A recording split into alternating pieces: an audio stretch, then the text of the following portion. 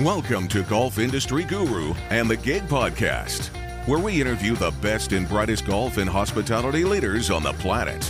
On today's episode, you will learn some proven real-world solutions that'll help you and your team solve some of your biggest golf business challenges. So stick around for some tips, tools, and training to get you, your people, and your business powered on. Here's your host, James Cronk. Well, hello, Gig Nation, and welcome to another Golf Industry Guru podcast.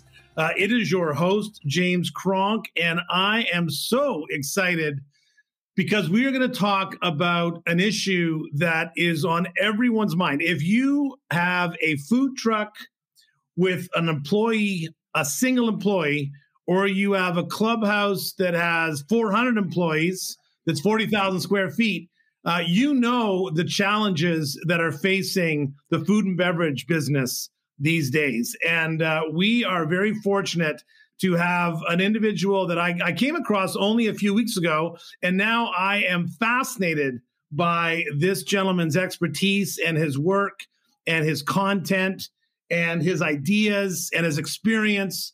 And we are going to, he's already been working in the golf business a little bit. We're going to find out more about that in a moment. But I think he is going to find himself with lots of work in the club golf industry because food and beverage, as we know, is the bane of our existence. If we're in the golf business, it's the golf and food and beverage business. And the food and beverage part is the part that we all have challenges with. So we are going to welcome Matt Rolfe to our platform today, a hospitality coach, a leader, an entrepreneur, a facilitator, a trainer, and now, as I've been discovering, an author who just has a brand new book out, You Can't Do It Alone. So Matt, welcome to the Golf Industry Guru podcast. That is the best intro I think I've ever had. I don't know how I follow it up. Thank you for the kind words and for the energetic introduction. And I'm super happy to be here. I'm as excited as you are, although I might be able to not share it as energetically as you just did. So happy to be here today. Well, it's great to have you, Matt. And I've been enjoying, you have become like, you're on my LinkedIn feed on a daily basis. You post the most fantastic LinkedIn posts and on social media. And when I talk about your book that I'm reading right now, it's a real book. It's like 412 pages. So we're not talking about a little kind of giveaway. This is a real thing. I can't wait to talk about that. Yeah, I'd love to get it. We looked at it of writing, the ebook side, and when we worked with the publisher, they said, no, we've got a real book here, and it took a couple years, but it's 15 years of our hard work, our entire team's hard work, jam packed into that book, and we're proud of the result. But more importantly, we want to use it to help more people. And I hope we can get into some of that today. Some of the solutions, not the book, but the solutions. 100%. So Matt, let's start off with and share with our listeners, if you don't mind, a little bit about your journey. I mean, I've certainly read up on history, but tell our listeners about how you've come to where you are today and you find yourself in this role of helping restaurant leaders survive and be successful. Absolutely. And I'll start about halfway through the journey, just respect for the podcast and the listeners. And I've spent my entire career in hospitality, started working in restaurants. And at a really young age, at the age of the age of 18, although I didn't tell them, I started to work for Bacardi. And my boss got promoted. And very quickly, I was managing a territory north of Toronto, so kind of Barrie through Ontario North. And it was my first exposure to the retail channel, but more importantly, working with bar and restaurant operators all over Ontario, which I loved. And I learned a lot about the industry and what they were going through, what they wanted. And I left Bacardi and I joined Labatt. And at Labatt, I traveled all over Ontario and did have exposure to hundreds of operators. And it was exciting selling beer at a young age, and it was fun. But as I got to build relationships with these restaurant owners, the owners that owned multiple restaurants, they were selling a lot of my beer. But when I talked to them in the back office, I saw this stress and the complexity and the bankruptcy rates and the pain. And I didn't understand it. I didn't understand how could they be on my top 10 list for my district and they weren't profitable. And I had a chance to come across a company from Australia who at the time was focusing on making restaurants more profitable. And I was part of the team who brought the company from Australia to North America. We opened up 18 offices across North America, and we'd go into restaurants, we'd go into golf clubs, we'd go into anybody we felt we could help at the time. And these were well-run operations. And our goal was to find a way to put an additional $100,000 to their bottom line in the first 12 months that we worked with them. So we were able to go in and use processes to fix these businesses. But what I really identified is it was really working with the people inside these restaurants. So my journey has come from getting exposure to restaurants to fixing something simple as profitability, but really over the last 15 years, understanding the human factor of hospitality. It's human behavior. It's what we do consistently every day that drives profitability, drives costs of goods, drives labor margin. And what we do now is we've learned how to fix profitability, but now we really help support the leaders so they get clear on their strategy and their processes and build the team they need to build a scalable and sustainable F&B operation. That's awesome. I know you've worked with some clubs in your as a consultant and as a trainer, facilitator, and coach. 2 questions. You want to share a little bit of history about that, and then also, is there anything uniquely different about the food and beverage business in a club versus in a restaurant? And let's talk about that a little bit. But you go first. Yeah, I think the one great thing for your audience, and what I always go into when I get a chance to meet a new audience, is someone needs to look at a coach or a consultant, whether it's me or somebody else, and say, does this person understand my team, understand me, understand my world? And we did start, going back 15 years ago, one of our biggest projects was to go in and work with ClubLink. So all of us in the Canadian market, even the North American market, might know ClubLink. And our job was to go into this massive company with all of these courses who, based on the changes in the industry back 15 years ago, F&B for a lot of us in the club industry was an afterthought. It was something that we did, but golf was our core, or real estate was our core. But based on the challenges that we faced from, cost, profitability, we really needed to make sense of this F&B angle. So we went in and with our partner in Diageo, who's the world's largest spirits company, who supported us with ClubLink, we went in and we found ways to really maximize profitability for ClubLink through inventory management, through efficiency of sale, through managing the carts on the courses, and put some great processes in place. And it was a really fun journey and exposure for me into the club space. And we've worked, from there with everybody from Soho House, which has a big UK footprint and expanding in Canada, to Granite Club, Sport Club, Toronto Athletic Clubs, and even looking to higher end, I wouldn't call them clubs, but really higher end communities that deal with the high expectations of like the Ritz-Carltons of the world and the St. Regis hotels. So we've had a chance to work with a variety of different club membership options, which I really love, because I think the expectations of a club environment, if we want to talk about what's different, somebody in a lot of cases has provided money for a green fee or provided money for a service or paid a high membership fee. So there's a larger expectation of return of service, return of experience, return of consistency. So when we look to the standard in your world, really your audience here, my belief is, and I'm open to being wrong, but my belief is the expectation is actually higher, which allows us to put a little bit more focus on it, more attention to it, especially right now as people look to return to their clubs, safely. I know they've been in, but as COVID restrictions get removed, now's the opportunity to really wow our member, to wow our guest, and make sure we get them back inside our 4 walls as often as possible where they choose to be. Yeah. I mean, so many things there. In our world, as we're going to have listeners, first of all, from all over, but we'll have a listener, obviously, that might be operating a municipal club or a resort type club, or where food and beverage is an amenity and is part of the experience. Or, we might have a private golf club where food and beverage is a requirement and is, part of the, they might have a food minimum every month or whatever it is, right? Yeah. I always find it interesting as a consultant. I get lots of phone calls from general managers looking for some help, or owners. And often the topic is food and beverage, because it's the one area that is the margins are, and you end in with this conversation about, is food and beverage just an amenity to my club? It's like, if we break even, we're lucky.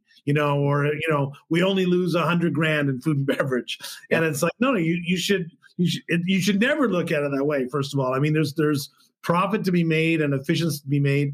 And the benefit, obviously, is that you've got people coming back. And it's also the challenge is that if they're unhappy, they're still coming back. They're coming back tomorrow. They're coming back the next day. And obviously, you mentioned COVID, because obviously COVID is devastating to, I know I remember you had some stats, Matt, but just about how has COVID impacted the food and beverage business? Let's put clubs aside for a moment. Sure. But for those people, that are thinking about like how's COVID impacted the restaurant industry, let's just talk about Canada, for example. You had some stats, I believe. I saw one of your posts. There's a few key statistics, and one thing that I say is COVID really magnified a lot of pre-existing challenges on our industry. Whether we're in a club environment or in a restaurant environment, quick service or restaurant, as we talked about downtown Toronto or any city in North America. But some of the challenges that we're facing is when the pandemic started, the restaurant associations were saying that 1 in 2 restaurants would close based on the pandemic, and I thought that was really a good hook line. Okay, there's some fear there. Let's give this some attention. Is that real? But as we break it down, it is a very real statistic. And, as we record this podcast, in the month of October, I think we're going to see the reality of the impact of COVID on the hospitality industry in Q1 and Q2 of 2022. That's really when we get into cash flow restrictions and we're going to feel the most pain. So the risk of bankruptcy is really high. There's less, and there's some moving stats right here, but just on the safe side, there's less than 20% of all food service operations that are reporting that they're profitable currently. So we have 80% of the industry that says they're operating at losses with government support. Mm-hmm. So we're just about to remove. The U.S. has some remaining support. In Canada, it's dwindling away quickly. So we start to remove some of these kind of support crutches, which we all need and we deserve in our operation. And I really encourage us to leverage as much as we can. But that's the sustainability of what happens once we remove them. And the last case is prior to COVID, the average hospitality operation, and this goes for clubs as well, experiences 100 to 120% annual staff turnover. And that's what we don't give enough attention to. It's probably the largest expense that's not currently measured on your P&L. Mm-hmm. So it takes 1 to 3 times the salary to replace a general manager of a club, or whether it be an AGM or a supervisor or a clubhouse manager, whatever the title is, or the staff members that continue to turn. It's not your staff member that's been with you for 8 years. If we look into most operations, there's certain positions that are turning 2, 3, 4, 5 times a year. And we have to recruit, train, retrain, replace. And that statistic with COVID, we're seeing over north of 200% annual staff turnover in a lot of environments right now. And our opportunity as we rebuild is we have to start with our foundation, and costs are a challenge right now, but our foundation really starts with people. Once we get our people right, then we could really attack profitability and average check and things like that. Do you think COVID has impacted and changed customers' expectations? I tell the story that the other day I was in Tim Hortons waiting for a tea, and I was lined up in person, and it probably took me 20 minutes to go from the front door to the counter. Yeah. And before COVID, if that had happened, I would have been my normal angry customer self and been, grumpy and sullen and, not left a penny. And yet a week ago when this happened, I was, thank you so much. Would you be so kind when you have time, could you kind of get me a tea and with a little bit of milk and sugar in it, and I'll just wait over here. And, I was just so appreciative that they were even open, because they close at 2 now because they have no staff.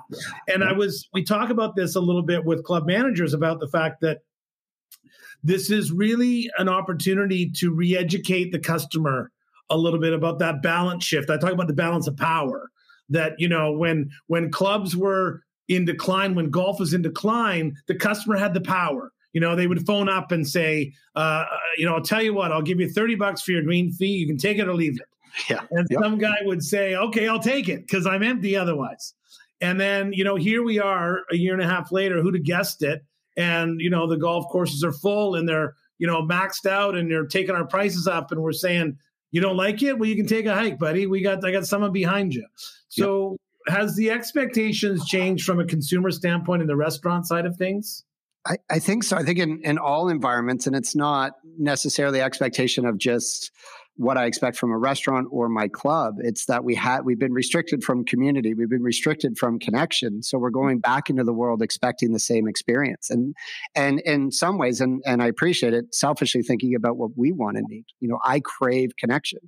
I crave to go into Tim Hortons and have a smiling person there. That's what I want if I'm going to give them my money, or a Starbucks where it costs me $10 to get out with a coffee and a water now. What we have to start thinking about as leaders in the industry is the position that we're putting our staff in. What change? Guest expectations are as high or higher than they've ever been, but we're dealing inside of a club with 60% of the staff that we did before. So what we have to do is we might need to renegotiate our agreement with our members around what we're trying to create, the experience we're trying to create at the pace we're trying to create.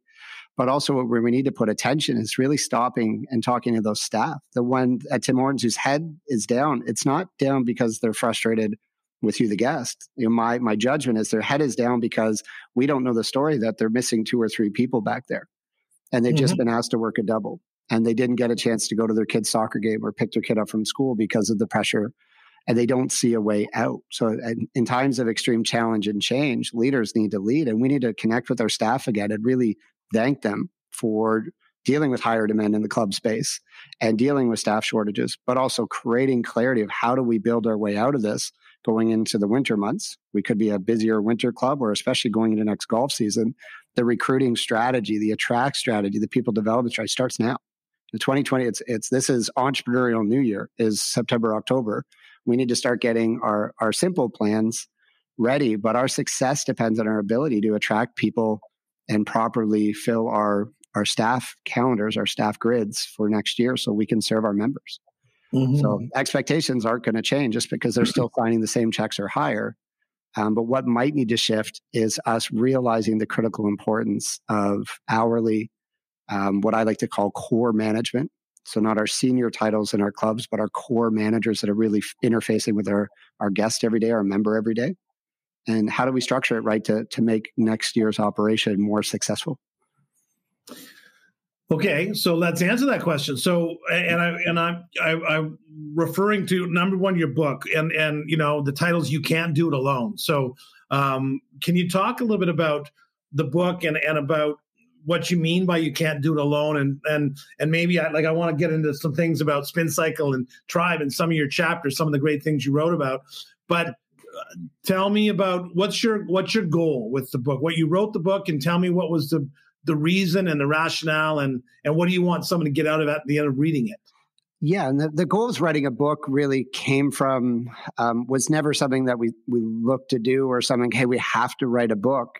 I was going back to my partner, James, who's the CEO of both of my companies, and just saying, I'm seeing a pattern of leaders, whether that be GM, director, vice president, CEO, and I'm in one-on-one meetings or meeting with their teams, and I'm seeing an unsustainable pattern. So I'm going in to talk to leaders, and when I can get them in a trusting space and say, how are you doing? They're looking at their calendars, they're overwhelmed. They're looking at the expectation and challenges, and they're overwhelmed. And people started to look at, I'm not sure if I see a path through this. And these are some of the top leaders in our industry in North America. Like, they're running some of the best restaurant groups, clubs that I've ever had exposure to. So we have an opportunity now to really share a message so people can give themselves permission to stop trying to climb the mountain that never ends, to put a strategy in place that makes their career in hospitality sustainable, whether they're a hospitality entrepreneur or manager. But how do we get a message and some strategies, some execution-focused strategies in people's hands so they can create sustainability? Because my concern pre-COVID, and especially with COVID, is what we're asking from our people is not sustainable. Even like the 80-hour work weeks, the 200 emails, the phone ringing all the time. We can do it for periods of time, and I do it too. But we have to really look at the long-term sustainability of what we expect from our leaders. And how do we put them in a position so they can really do what they love and do best? And we broke down the patterns of what we saw from some of the top leaders that we worked with, and that's really where the book came from with our publisher. I said, here's what we're seeing, and we tore it apart, and they said, yeah, there's something here. They write a couple hundred books they push out a year, and we put something together, and hopefully to help. All I'm looking to do is spark a shift. If you want a different result, you got to try something different. The book, I just encourage people, if they do get a chance to read it, take one thing, do one thing different for yourself. Mm.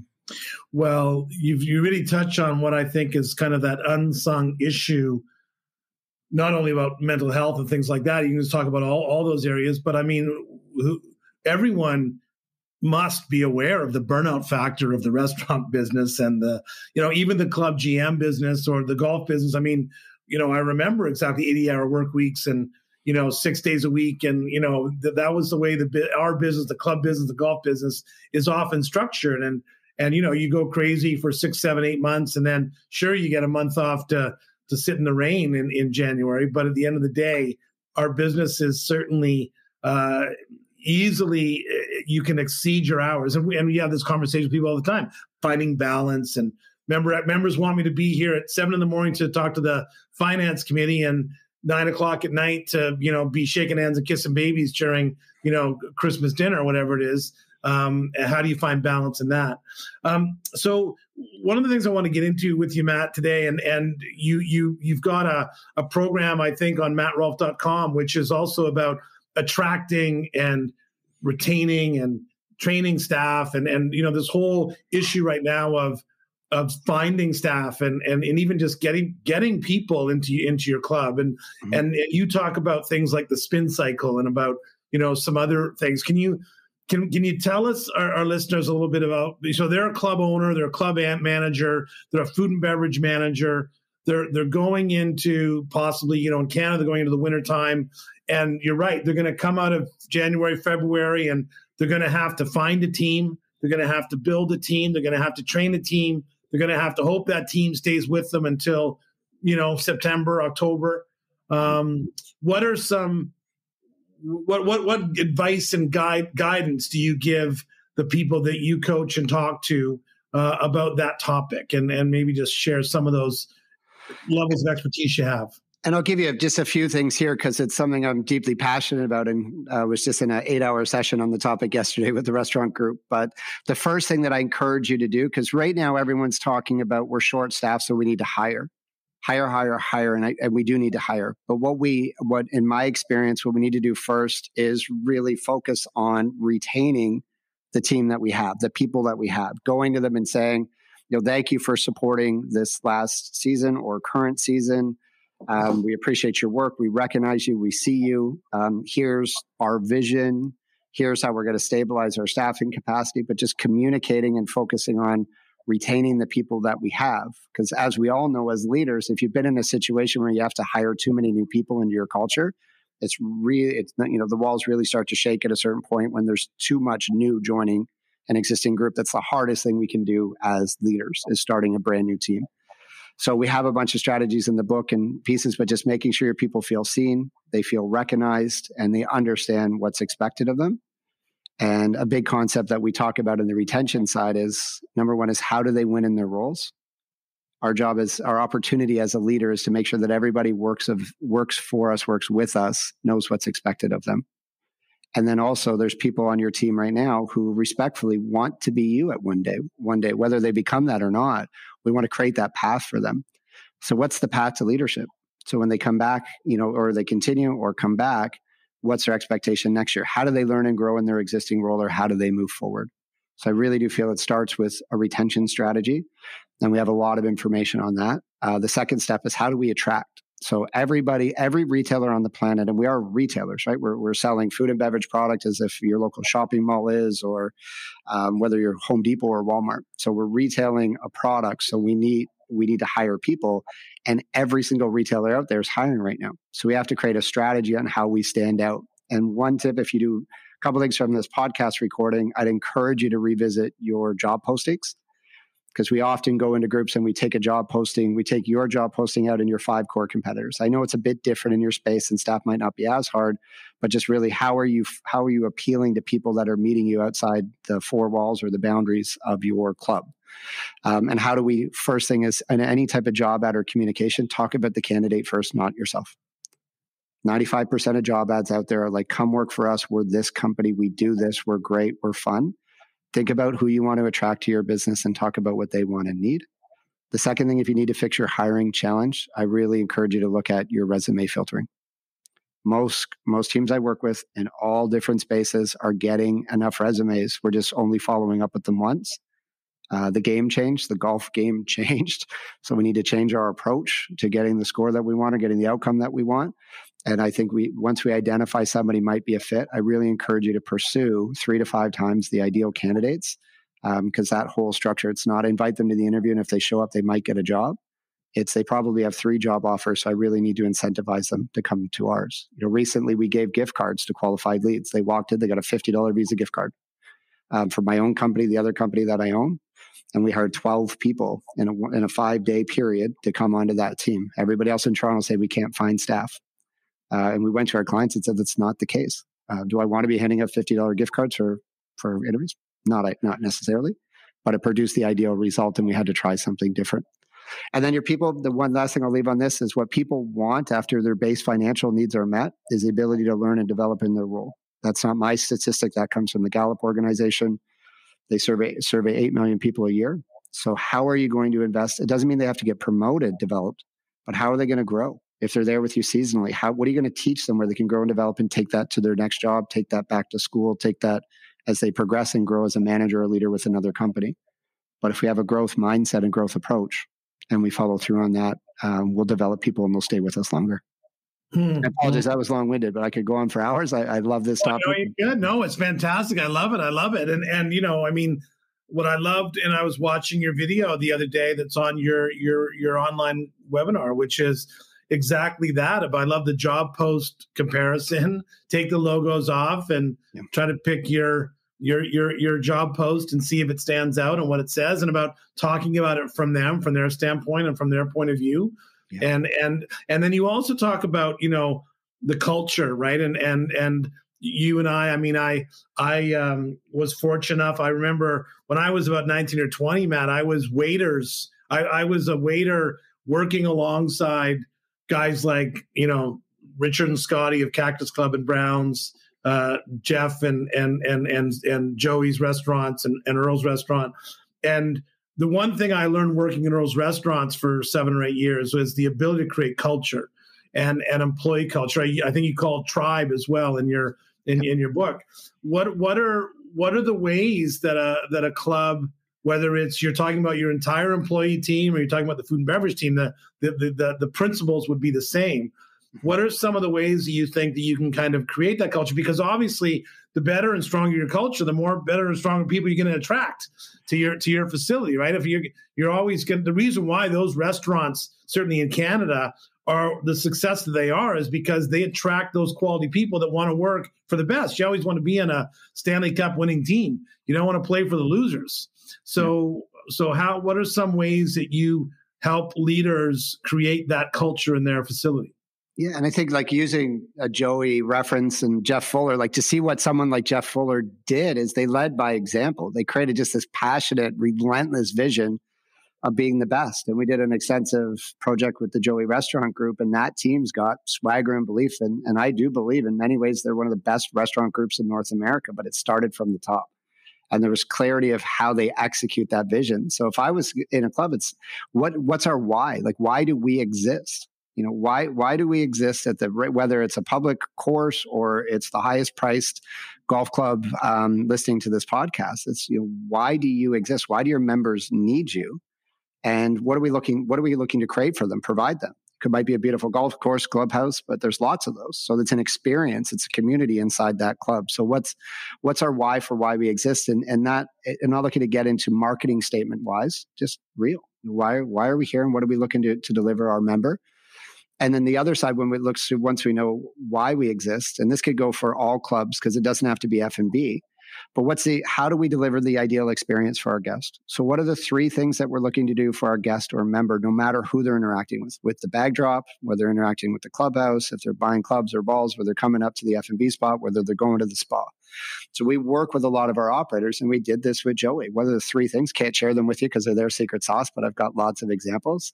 What are the 3 things that we're looking to do every time we interact with one of our members? So I'll give you an example. One of our larger clients in Canada is Pizza Nova. They have 150 plus quick service, franchise-based pizza locations. And their 3 steps are welcome, wow, and ciao. So they have a very clear, it doesn't matter who it is, internally in their support office, in the call center, or in walking to one of their franchise locations. We have a way to welcome them. We have a way to wow them. And the ciao is invite them back to return again. And that's right. If our club members coming back to tomorrow, it's, how do we continue to keep them inside our community, deliver what they want?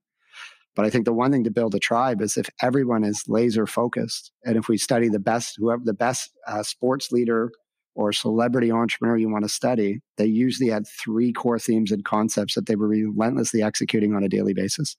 Whether it's Steve Jobs or Kobe Bryant. We can go back. I can give you 20 more if you choose to, Jack Welch or Carlos Brito. There's usually a rule of 3s. And with the club, I encourage, what's the experience you're looking to deliver to your member in 3 steps, and pursue that, recognize, reward it, and celebrate it when it happens. Awesome. Really, really good. Really, really good. How do you create your 3 wow and ciao and welcome. Yep. And then how do you kind of get your 20-year-old busboy that works 2 nights a week to believe in that philosophy and to deliver that philosophy? How do you get them to do what you want them to do? Yeah. And one thing we talk about is every business has a vision, but why should anybody who works for you care? And I have a more aggressive way to say it, but I'll keep my language edited. So when I worked with the client yesterday, so why should anybody really care about what we're looking to do here? Because I'm always thinking about our audience, and if it's that busboy, if it's the host, if it's somebody working the bag drop, they're all critical touch points. And we have to make them care. And I think the way to do that is to train up the why behind it.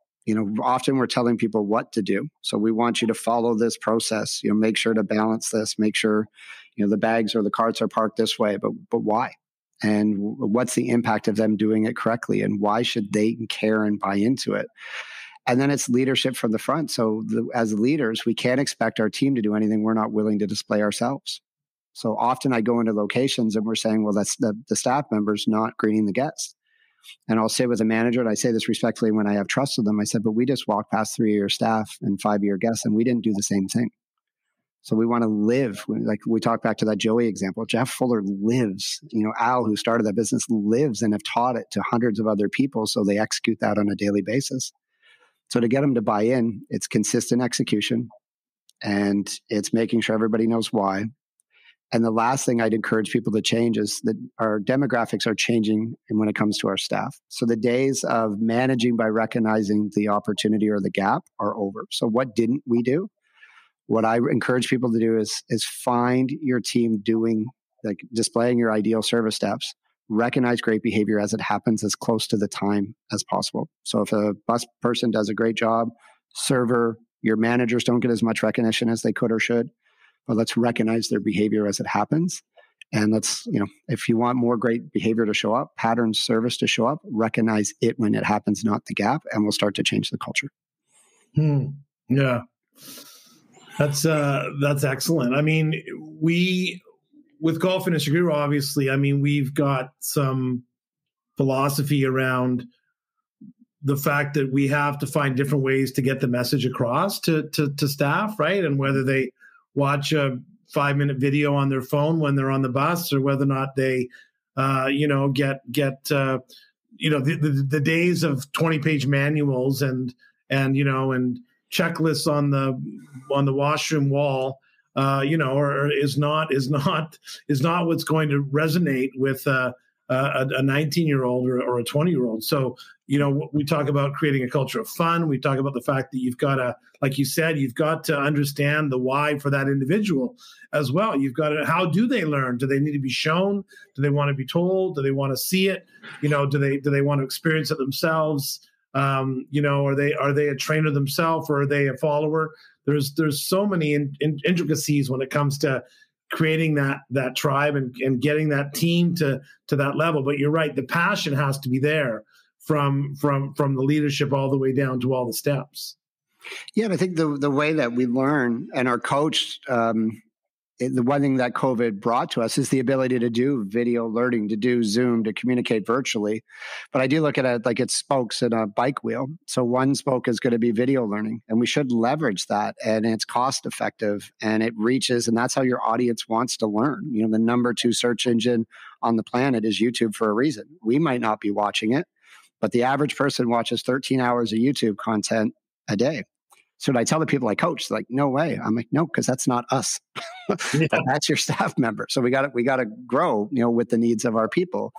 But nothing does replace, in some respect, there is some live training. So there could be functional training. What's the message from your leaders? The most viewed videos that I ever produce with clients are a club GM sitting on a chair in the clubhouse explaining, what we accomplished this year, or what we're looking to accomplish here. And a genuine, not a polish. They want scrappy on your iPhone. So let's get a scrappy video on your iPhone shot out, and they really do care. And they want genuine lessons. They want humility and vulnerability. And then what's our live training? Live training is, it's expensive, but there is live interaction as needed. And we just need a strategy. If we looked at 3 or 4 spokes on a wheel, and you have to look to your capacity as a team. If we're a little light on the training side, then we might need to double down on video in the off season. But we need a balance of each. And it's different for everybody.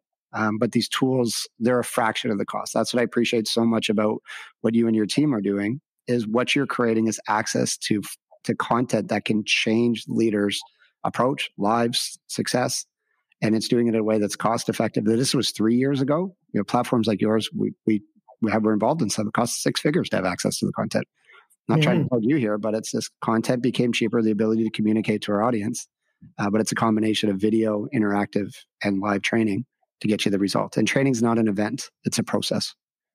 It's continuous. You can't just train at the start of the season and expect them to follow through. There has to be some type of frequency, just like going to the gym. You can't go for 3 weeks and expect to have that 6-pack by summer. We got to keep going at a frequency that works for your group. Mm-hmm. When you come across a restaurant owner, operator, mom and pop, or a single operator, obviously the Joeys of the world, they're the Clublinks of the world. Like I talk about this with Troon, like they have a training program. Of course, they understand training. They understand to invest in training. They understand that they're not going to put someone in front of a prospective new member in the sales and membership director's job that doesn't have training and understand, how to close a deal or whatever it might be. How do you communicate the need to train in restaurant frontline staff with operators when they talk about the labor costs? They talk about, everyone's running. We're all running. When you get in the restaurant business, you're always running. You're never slow, and if you're slow, you're soon to be out of business. So you don't need to worry about training. Yep. So how do you kind of, what's the message that you give an operator or a club owner or a board of directors or a general manager, and say to them, look, here's the reasons why you need to invest in training your staff, whatever you use, however you do it? Yeah, and I think we'll use big names like Pizza Nova and Joey, but just for the core operator that I work with is those large independents or multi-site restaurant groups. So we're not talking, we do work with the 30s, the 50s, the 100s and bigger, but my core client is still in that scrappy stage, the growth stage. They're looking for a bit of support to find their way forward. And then one thing I want to look at and define, in order to change as human beings, we either move away from pain or move towards pleasure. And most of us, unfortunately, move away from pain. And I am that person as well. So it's often sitting with the club managers, they reflect on the season they just finished or the season they're going into and saying, was it harder than it should be? You got through it. You might have produced great results based on the demand, but how are you? And the first step, it's not about training the staff. We can figure that out. But I really want to focus on how is the leader, the general manager, the other managers supporting themselves. In order to take care of others, you need to take care of yourself. And as somebody who struggles with anxiety and depression myself and mental health challenges and all this stuff, like I've got just on a call before with my therapist. So I know this stuff and I stick with it because it's real for me. And it doesn't have to be mental health, but we have to take care of ourselves so we can show up and lead our people. So the first step there is it just probably doesn't need to be as hard as it was. So if we invest a little bit in ourselves, in our team, and we take a consistent strategy forward to our frontline staff, then they'll follow. If it's about skipping over the managers to get the staff to do something, and the managers aren't supporting it because they get operationally busy or over capacity, then the strategy will fail. So people need to be, in times of extreme challenge and change, people need to be led. They crave leadership. And I think a lot of what's out there right now is about the leaders just really getting clear on what they need and supporting themselves, and then building a simple strategy to support their staff. But in order to make change, like from our side, is what's the benefit if you do? And for most of these training programs or investment in trainers, it's not about the money, it's about the time. So because you have to give up time of yourself, and that's the real expense when I go to a client. It's, I've got a cost, but bringing your team together, or yourself, or the commitment. But what's the benefit if you do? If you double down on yourself and try a different approach, so you can get home sooner, so you can get that vacation in, so you can not feel burnt out all the time, so you're not worried about your phone all the time. It's a benefit if you do, and what's the risk if you don't? And unfortunately, due to COVID, I've sat with a lot of leaders right now and asked the risk if they don't. Say, can you really, you got the gas in the tank to do this for another 12, 18, 36 months? And I believe in you, and you're a fighter. I'm not challenging you. There's a lot of people we work with are doing incredible things. But let's try to find paths forward. Let's COVID teach us one lesson. Let's try to find a path forward, not to be so damn hard. That's wonderful. The compassion you express, Matt, and these are real things, and when we talk about this golf resurgence that's been caused by COVID, I'll talk to three people and two of them will say that, this is going to benefit the golf industry forever. And then the other person will say the sky's falling and don't kid yourself. And it was broken 2 years ago. So what makes you think it's been fixed? Yep. You'll be broken again. And 2 years from now, you're going to have the same challenges and the same issues of a declining membership base or a price reduction or no junior. Like I always say, look, yes, we're having a great growth and benefit, but kids are still not playing golf. And one day those kids are going to become 25 years old and they're not going to come back to the game like today's intermediates are when they're 30 because they played golf when they were 15. But right now there's no 15-year-olds playing golf. So when you sit down with a leader, a hospitality leader, and you ask them about, how they're going to get through things. And right now, is there light at the end of the tunnel for the restaurant industry right now? I mean, I think if we can't get machines to flip burgers, we're going to have some serious challenges in getting kids to work behind a kitchen in 100-degree heat. We are. And that's the scary thing. If you look at McDonald's, they're building the machines right now, but that we won't be able to afford those for a long time. And I think when we look to the two, I like the two sides of the coin. Hey, we're booming and we're going to continue to boom and this will continue forever, or this is false and the bottom's going to fall out. So one thing I try to do in working with, especially the senior leaders or board of directors, is whatever their position is, say, is their truth? Show me the truth to support your position. We're going to boom and this is never going to go away. So what is the supporting factors of truth that share that so we can, if we have momentum, let's find ways to multiply momentum. And is it by fluke? So for example, delivery's booming. Is delivery sustainable in its current numbers? No, but is delivery going to be part of the restaurant industry's future? Yes. So there'll be a correction there, but it's still going to be a huge part. So for clubs, if you're booming, how do we continue to retain the members that we brought in? The next thing, if someone's like, hey, the bottom's going to fall out, so what's the truth to support that? So there's no junior members. That's a perfect example. So I would say, great, we want to focus on our core. Our core is our member today that's paying their dues, but what's our strategy to create a future junior program? And how do we start to put focus and attention into developing that? And that takes time and attention. And we don't want to put all our energy into building juniors. As we know, it's not usually a profitable revenue stream. But if we're looking, a client I worked with a couple of weeks ago, is we had to look at how are we building a younger demographic? Because a demographic that's coming to our group, this is in the gaming side. Woodbine Entertainments was a large client we worked through. This is the gaming demographic is changing. So how do we attract a younger person? So it's just really we're very emotional based on COVID. In my business, I thought that what happens if restaurants don't return? What if they can't afford my services? What if I'm not needed anymore? And I really felt these things for a couple months. And I worked with my coach and they said, again, same exercise. Now what's the truth? And when I looked at the truth, it wasn't there. Then I could move forward with clarity and start focusing on what really matters. What predictions do you have for 2022 for the restaurant business? And we can relate that to clubs. lots of clubs have restaurants that have public consumers that walk in off the street that are not golfers. And also we've got, members.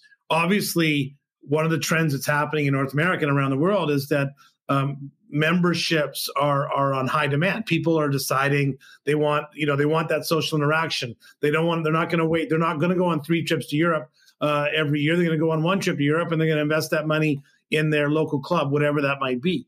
What do you predict are going to be some of the positives and the challenges in 2022 from a food and beverage standpoint?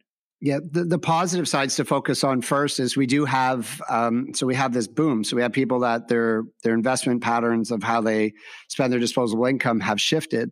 And I think you nailed it on the head there. They're looking for community.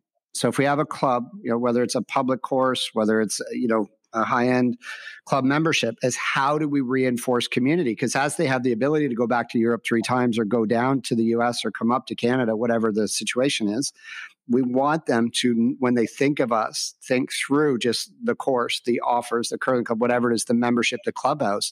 We're building a community, and that's what people want and crave. So how do we continue to create community and connection through our interaction with our members? And there's strategic ways to do that. I could go into them now, but it would take too much time. I think that we are going to see the people willing to invest for an experience. So people are craving to go out. Are they going to go out as frequently? That's still to be proven, but there is still a large demand for us to get outside the 4 walls of our homes, which are also our offices for so many of us, or get out of the 4 walls of our office to have an experience. So there is demand for what we offer, but the expectations, as we shared earlier, our guest or member expectations are higher than they've ever been before because they've been restricted. So I think when it comes to the challenges of heading into next year is looking at our staffing challenges. We really need to revisit, what do we need? We need to revisit when do we operate? So if we had our operating hours of certain clubhouse facilities or offers might be different next year so we can properly staff them. And then looking at the challenges for the restaurant industry as a whole is I think Q1, Q2, Q3 of next year are going to be the most challenging. So if for the average restaurant operator, I think there's some really big challenges coming with cash flow. If I was in the member space, what I would be focused on is rather than having a member come through and not spend their dues, it's how do you keep your member there longer to continue to invest more inside the 4 walls of your space? Because there's disruption outside your club, but you still have the members, you have demand. And we want to make sure, how do we find ways to keep them with us? Because there won't be as strong of experience outside based on the disruption we're going to see at the hotspot local restaurant around the corner from the club that members like to go to. How do we look to keep people continuing to spend time at our clubs, continue to invest, whether it's a hot dog or a bottle of wine or a dinner or event? Let's keep them with us because the restaurant industry is going to be messy for the next 6 to 18 months in a variety of different ways, but that creates an opportunity for people in the space here. There's opportunity, and every single time when we saw the financial crisis, there was opportunity on the other side of the financial crisis. When non-smoking hit, I remember meeting with all the clubs when I was with Labatt, or even working with different clubs, how that was going to impact us different parts of the environment.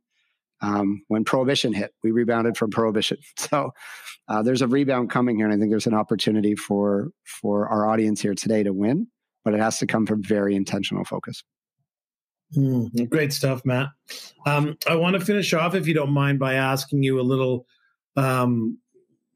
thoughts about coaching. So listening to this podcast is going to be someone responsible for food and beverage, or for the hospitality aspect of what it is that they do. And obviously, I can tell from our podcast, I can also tell from the work that you do and the people you do it with, that you're a coach that helps them. As you said, you've got to take care of yourself first before you can take care of others. Yeah. So what are some of the questions that you think are valuable for a restaurant leader, any leader, to really kind of ask themselves as they take a breath, as they have a moment to kind of think about that next 12 months or that next 6 months or whatever it might be, that the challenges that are ahead? what are some of the questions that you like to chat about with those leaders that you coach and talk to that you think everyone should consider answering to help them improve their lot, whatever that might look like, whatever that is? And I think there's just some questions to think about for yourself. And this might be, and for people to hear this, the most junior leader watching this, somebody in their early 20s who's just taken over F&B at a club, to the most senior person listening to the podcast, is, what's really from this season, what's our legacy for this upcoming season? And legacy is a word we usually use at the end of our careers. And it's not about ego, what's my imprint, but what am I really looking to do here? What we've learned through COVID is, challenges come, situations out of our control are going to happen again. And, I hope there's never another pandemic, but there may be in our lifetime, for what people are saying now. So what are we really looking to accomplish this year? And I'm a big person of law of attraction, and I've got my vision board. I can show it to you. I know the audience can't see my phone. My vision board's on my phone, but what are we looking to do here this coming season, and why do we care? Because I really need leaders. What I find in the club space is, because there's so much talent, and most people have grown up through the club, so they have experience. We can manage and lead by force, and sometimes we need that just because we know all the areas, and we just work harder. But really, what are we looking to do here for ourselves? How does this build our own portfolio? How do we grow and learn? How do we grow financially? What do we want from our time here? Why am I going to give this 8 months? What am I going to do with my time off? So the question just is, why? What are you looking for? What's possibly that legacy imprint that you're looking from the next year? When it comes to leading people, it's just making a decision of where are you at as a leader. This is something, if I want to challenge somebody and find leverage, managers do, and clubs need managers.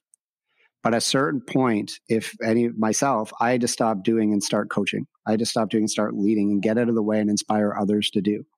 And that was the hardest thing in my career. It took me 5 years to let go of the reins of the CEO, being the CEO of my 2 companies. I was the wrong person for that role. I wanted it. I thought I was good at it. I had to get out of my own way and coach somebody else to step up and do a better job leading. And then we got better business results. So from our side are you ready? If you're going to manage, how do you have a clear path forward? Just manage and be a doer. But really, most people that are listening to this podcast want to continue to develop as leaders. And the path to develop as a leader is, how do we step off the floor, off the Raptors court, and step back a bit and coach the people that are on the floor. Stop doing, start leading. And we use the term coaching. A lot of people say we want to turn our leaders into coaches. I don't want to turn our leaders into coaches. This is from another author, but he said, how do we teach our people to be more coach-like? Mm-hmm. And again, if we can inspire people, we'll see great results.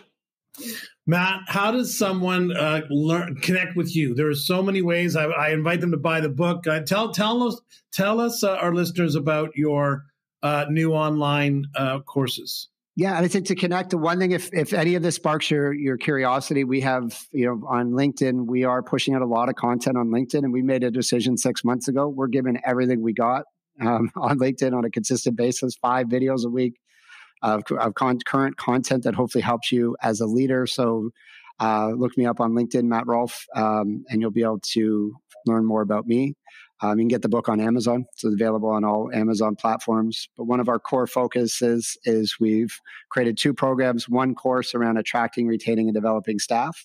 So it's a short, powerful course that allows you to really learn and take action on fixing your hiring problems. And you can find that at westshorehospitality.com.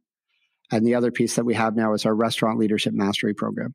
So it's about 2 hours of video content. We're looking at over 35 assets, worksheets, designs, processes. It's not consuming content. We're going to give you all of the tools in the train the trainer model, so you can take the concepts that fit your operation today and successfully look to implement them in your business. And we will be launching a new peer community coming up in the next couple of weeks, which we'll share, and you'll see that on all of our platforms come out, which will allow leaders to connect. But right now it's about you. If you're somewhere and you want to experience change, what's the action you need to take? You can pick up a book, my book, somebody else's, have my course, somebody else's on the platform here. But I just encourage you to continue to invest in yourself. So if we want our people to grow, we need to grow first. We want to take care of people, we need to take care of ourselves. And that starts with our personal development. Matt, thank you so much. You've been so generous today on this podcast. I am excited about the conversations that we've had about doing some other work together. both in the Golf Industry Guru and otherwise. And I just so bang on with your key nuggets that I think are relevant, whether you're running a back shop or you're running the restaurant.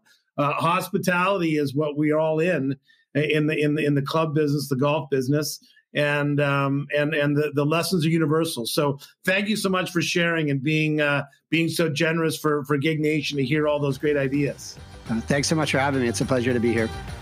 Thanks for listening to the Gig Podcast. We hope you enjoyed this episode and mostly that you learned a few things that will help you improve your business. Join us next time as we continue to bring you the best and brightest golf and hospitality leaders on the planet. Thanks for listening.